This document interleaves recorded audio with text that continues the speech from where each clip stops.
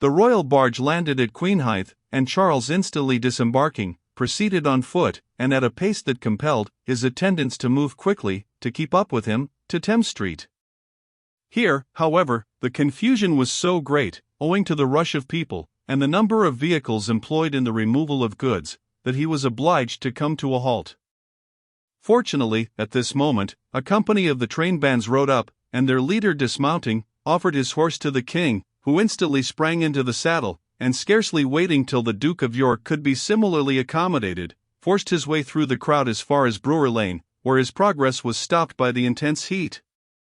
A little more than 100 yards from this point, the whole street was on fire, and the flames bursting from the windows and roofs of the houses, with a roar like that which might be supposed to be produced by the forges of the Cyclops, united in a vast blazing arch overhead. It chanced, too, that in some places cellars filled with combustible materials extended under the street, and here the ground would crack, and jets of fire shoot forth like the eruption of a volcano.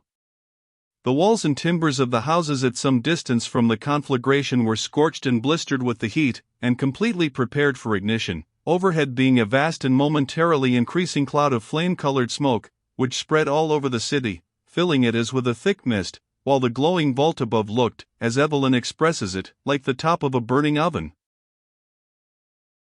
2 churches, namely, Allhallows the Great and Allhallows the Less, were burnt down in the king's sight, and the lofty spire of a third, St. Lawrence Pulteney, had just caught fire, and looked like a flame-tipped spear.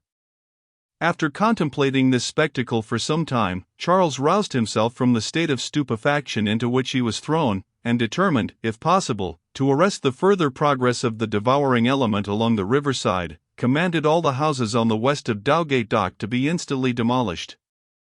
A large body of men were therefore set upon this difficult and dangerous, and, as it proved, futile task.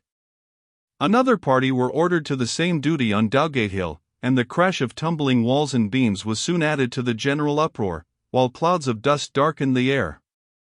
It was with some difficulty that a sufficient space could be kept clear for carrying these operations into effect, and long before they were half completed, Charles had the mortification of finding the fire gaining ground so rapidly that they must prove ineffectual.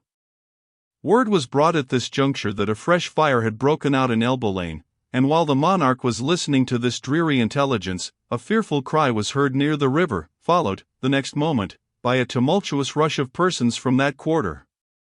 The fire, as if in scorn, had leapt across Dowgate Dock, and seizing upon the half-demolished houses, instantly made them its prey. The rapidity with which the conflagration proceeded was astounding, and completely baffled all attempts to check it. The wind continued blowing as furiously as ever, nor was there the slightest prospect of its abatement. All the king's better qualities were called into play by the present terrible crisis. With a courage and devotion that he seldom displayed, he exposed himself to the greatest risk, personally assisting at all the operations he commanded, while his humane attention to the sufferers by the calamity almost reconciled them to their deplorable situation. His movements were almost as rapid as those of the fire itself. Riding up Cannon Street, and from thence by Sweetings Lane to Lombard Street, and so on by Fenchurch Street to Tower Street, he issued directions all the way, checking every disturbance, and causing a band of depredators, who had broken into the house of a wealthy goldsmith, to be carried off to Newgate. Arrived in Tower Street, he found the Earl of Craven and his party stationed a little beyond St. Dunstan's in the east. All immediate apprehensions in this quarter appeared at an end. The church had been destroyed, as before mentioned, but several houses in its vicinity having been demolished, the fire had not extended eastward. Satisfied that the Tower was in no immediate danger, the king retraced his course, and encountering the Lord Mayor in Lombard Street, sharply reproved him for his want of zeal and discretion. "I do not deserve your Majesty's reproaches," replied the Lord Mayor. "Ever since the fire broke out I have not rested an instant, and am almost worn to death with anxiety and fatigue. I am just returned from Guildhall, where a vast quantity of plate belonging to the city companies has been deposited. Lord! Lord! What a fire this is!" "You are chiefly to blame for its getting so much ahead," replied the king, angrily. Had you adopted vigorous measures at the outset, it might have easily been got under. I hear no water was to be obtained. How was that? It is a damnable plot, your Majesty, designed by the Papists, or the Dutch, or the French, I don't know which, perhaps all three, rejoined the Lord Mayor, and it appears that the cocks of all the pipes at the waterworks at Islington were turned, while the pipes and conduits in the city were empty. This is no accidental fire, your Majesty. So I find, replied the king, but it will be time enough to inquire into its origin hereafter. Meantime, we must act, and energetically, or we shall be equally as much to blame as the incendiaries.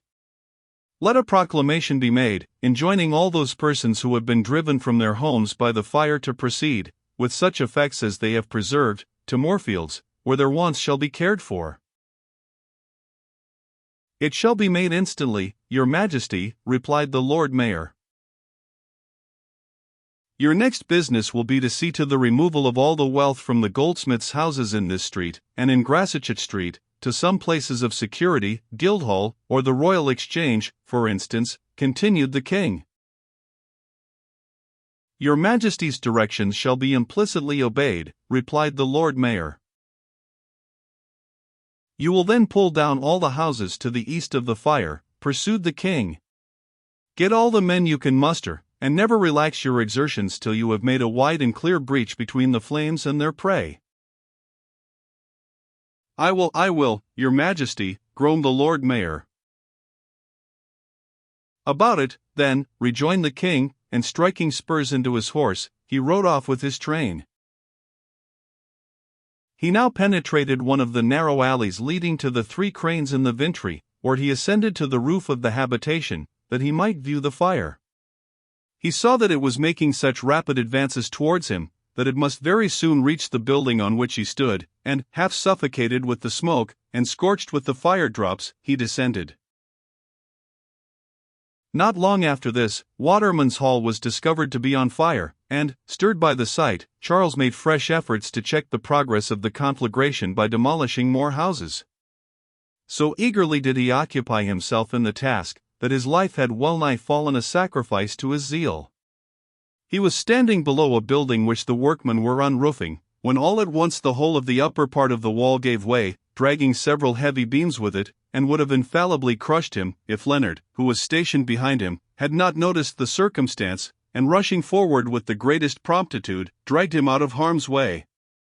An engineer, with whom the king was conversing at the time of the accident, was buried in the ruins, and when taken out was found fearfully mutilated and quite dead.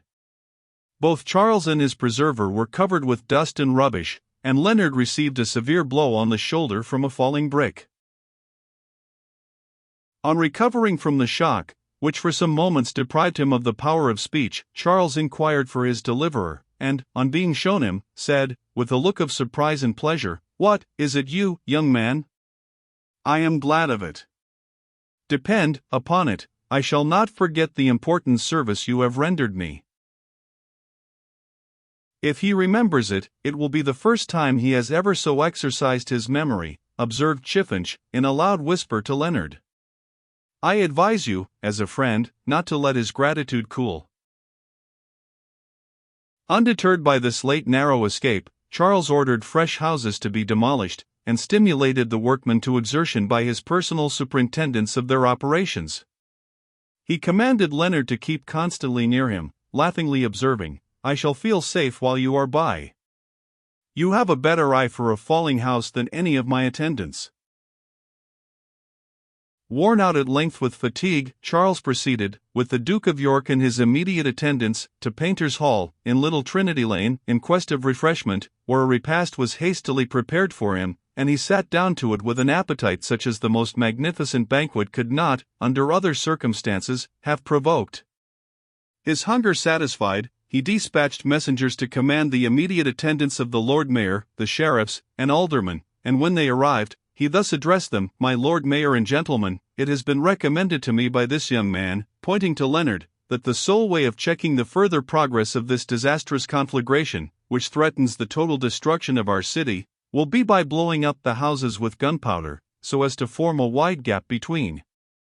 the flames and the habitations yet remaining unseized. This plan will necessarily involve great destruction of property, and may, notwithstanding all the care that can be adopted, be attended with some loss of life, but I conceive it will be effectual. Before ordering it, however, to be put into execution, I desire to learn your opinion of it. How say you, my Lord Mayor and gentlemen? Does the plan meet with your approbation? I pray your Majesty to allow me to confer for a moment with my brethren, replied the Lord Mayor, cautiously, before I return an answer. It is too serious a matter to decide upon at once. Be it so, replied the king. And the civic authorities withdrew with the king. Leonard heard, though he did not dare to remark upon it, that the Duke of York leaned forward as the Lord Mayor passed him, and whispered in his ear, "Take heed what you do." He only desires to shift the responsibility of the act from his own shoulders to yours. If they assent, said the king to Leonard, I will place you at the head of a party of engineers. I beseech your Majesty neither to regard me nor them, replied Leonard. Use the authority it has pleased heaven to bestow upon you for the preservation of the city, and think and act for yourself, or you will assuredly regret your want of decision. It has been my fortune, with the assistance of God, to be the humble instrument of accomplishing your Majesty's deliverance from peril, and I have your royal word that you will not forget it. Nor will I, cried the king, hastily. Then suffer the petition I now make to you to prevail, cried Leonard, falling on his knees. Be not influenced by the opinion of the Lord Mayor and his brethren, whose own interests may lead them to oppose the plan, but, if you think well of it, instantly adopt it. Charles looked irresolute, but might have yielded, if the Duke of York had not stepped forward. Your Majesty had better not act too precipitately, said the Duke. Listen to the counsels of your prudent advisers. A false step in such a case will be irretrievable. Nay, brother, rejoined the king, I see no particular risk in it, after all, and I incline towards the young man's opinion. At least, hear what they have got to say, rejoined the Duke. And here they come. They have not been long in deliberation. The result of it may be easily predicted, said Leonard, rising. As Leonard had foreseen, the civic authorities were adverse to the plan. The Lord Mayor, in the name of himself and his brethren, earnestly solicited the king to postpone the execution of his order till all other means of checking the progress of the conflagration had been tried, until such time, at least, as the property of the owners of the houses to be destroyed could be removed. He further added, that it was the unanimous opinion of himself and his brethren, that the plan was fraught with great peril to the safety of the citizens, and that they could not bring themselves to assent to it. If, therefore, His Majesty chose to adopt it, they must leave the responsibility with him. I told your Majesty how it would be, observed the Duke of York, triumphantly. I am sorry to find you were right, brother, replied the king, frowning. We are overruled, you see, friend, he added to Leonard. Your Majesty has signed the doom of your city, rejoined Leonard, mournfully.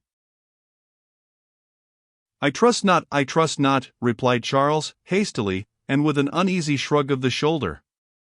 Fail not to remind me when all is over of the obligation I am under to you. Your Majesty has refused the sole boon I desired to have granted, rejoined Leonard. And do you not see the reason, friend? Returned the king. These worthy and wealthy citizens desire to remove their property. Their arguments are unanswerable. I must give them time to do it. But we waste time here, he added, rising.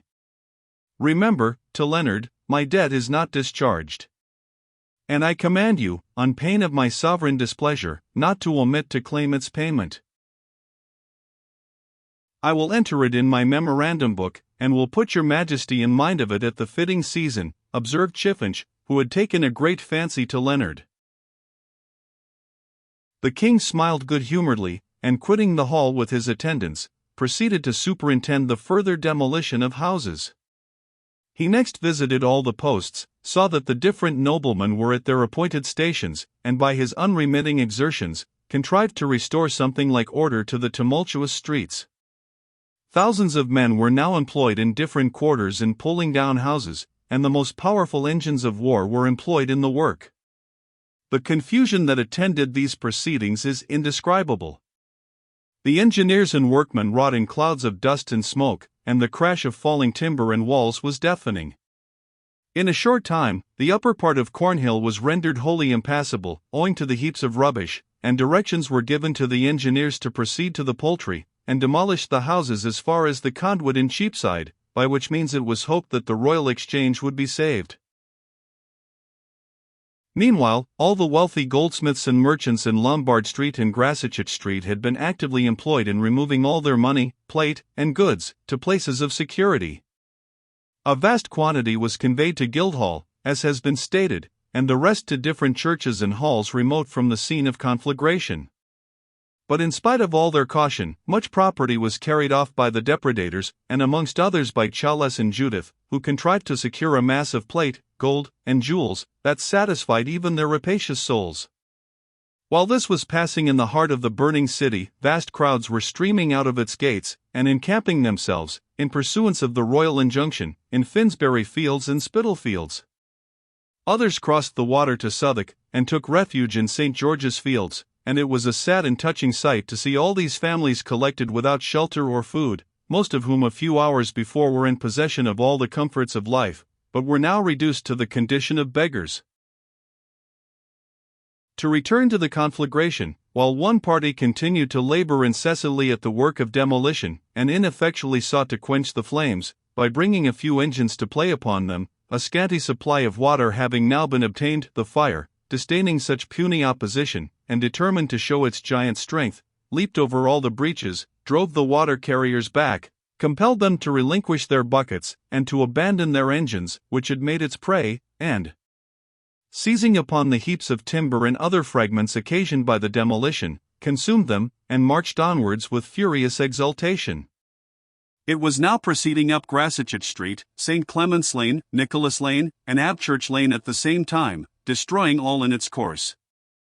The whole of Lombard Street was choked up with the ruins and rubbish of demolished houses, through which thousands of persons were toiling to carry off goods, either for the purpose of assistance or of plunder.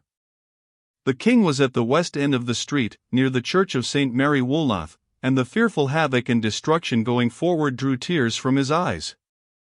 A scene of greater confusion cannot be imagined. Leonard was in the midst of it, and, careless of his own safety, toiled amid the tumbling fragments of the houses to rescue some article of value for its unfortunate owner. While he was thus employed, he observed a man leap out of a window of a partly demolished house, disclosing in the action that he had a casket concealed under his cloak. A second glance showed him that this individual was Pillicotty, and satisfied that he had been plundering the house, he instantly seized him. The bully struggled violently, but at last, dropping the casket, made his escape, vowing to be revenged. Leonard laughed at his threats, and the next moment had the satisfaction of restoring the casket to its rightful owner, an old merchant, who issued from the house, and who, after thanking him, told him it contained jewels of immense value. Not half an hour after this, the flames poured upon Lombard Street from the 4 avenues before mentioned, and the whole neighborhood was on fire. With inconceivable rapidity, they then ran up Birchin Lane, and reaching Cornhill, spread to the right and left in that great thoroughfare.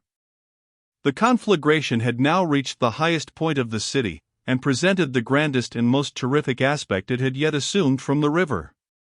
Thus viewed, it appeared, as Pepys describes it, as an entire arch of fire from the 3 cranes to the other side of the bridge, and in a bow up the hill, for an arch of above a mile long. It made me weep to see it.